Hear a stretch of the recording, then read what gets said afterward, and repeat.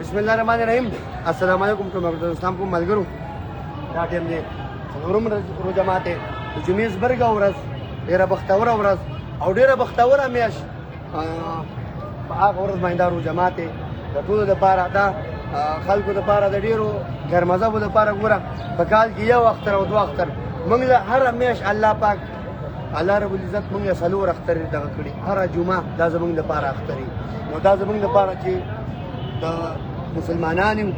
او د یو کلمې وروڼه او دغه ټول په دغه مسلمانانو په دغه کې ځکه چې په بل مذهب کې نو شکر دی. دا هم د رب نه شکر دی چې دا په بل مذهب کې نن جمعات کې ناست ما مختصر ټیم هم دی روژه ماته خو تاسو به اکثر و چېرې دا خوړو دی یو کیسه نن د جمعات کې ناست ناست مې دی دغه ته کتل چې مونږ اکثر د مولا نن د تنخواه ورځ وه. یو جمعات کې مې جمع مې کوله نو هغه د تنخواه ورځ وه نو هغه دپاره چانده چالو وه. نو ما څه سوچ کوم مالیاره مال که دې وخت کې دا چېرته یا چېرته چا سینګر راوستی د پکوړې ونه دغه وړی اچار وړی چا بزر کوه مال دا که چا سینګر راوستی یا چا ډمه راوستی یا چا داسې اجراګان وی یا داسې یو بل محفل وی چې هغه داسې ناست وی هغه بیان کولې یا هغه ګانه وی یا ګډا کولې نو څونه خلک به راوتې د جیبونو نه به دا پیسې وي ورشیندلې به یې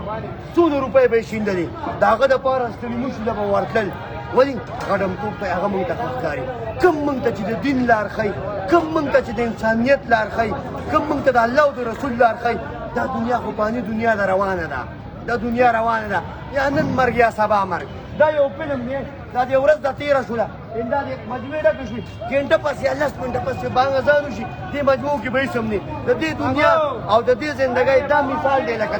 دا اوس دا دسترخوان ډک شو دا دسترخوان به خالي شي. نو د هغه دنیا دپاره څه وکړئ او هغه دنیا دپاره د دغه مولیان او هغه خلک چې زمونږ بچو ته زمونږ داسې کارونه کوي لکه نکاح زمونږ له تړلي صحیح شوه د اسلام کې زمونږ جنازې کوي صحیح شوه هغه یو نیم مولا موږ به پکې خبرې کړي چې کوم مولا چې کم یو سړی د پیسې دپاره د کورسۍ دپاره الله دې تباه و برباد کړي روژه ماتې په خاطر دا نور مولیان چې کم دي د هغوی دپاره لکه دا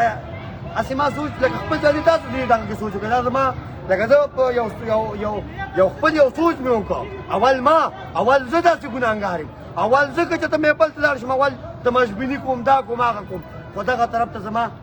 ذهن نه دغه طرف ته زما سوچ دي په دې طرف ته سوچ وکړئ دا زمونږ د روژه ماتې دغه دی انشاءالله او داسې به بار هره جوړ شه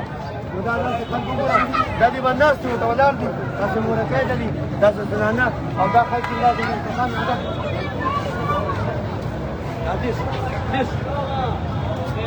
مایک را زنو چې ځیشان نه دی یو مایک را کړی انشاءالله خبر به یا بومه هغه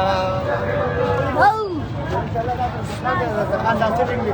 او الله هم تل خوشحاله او باد او ژوندي او بریالي لره دعاګانو کې تاسو موږ به یاد ساتو او تاسو موږ یاد ساتئ موږ به تاسو یاد ساتو دغه کې غلطي کېږي خو کله کله پکې ووړو راووړو ذکر روژه ده ګډ وډ شو ته تاسو موږ به تاسو یاد ساتو تاسو موږ یاد الله هم تل خوشحاله او باد لره ژوندي اوسئ بریالي اوسئ آباد اوسئ مننه والسلام.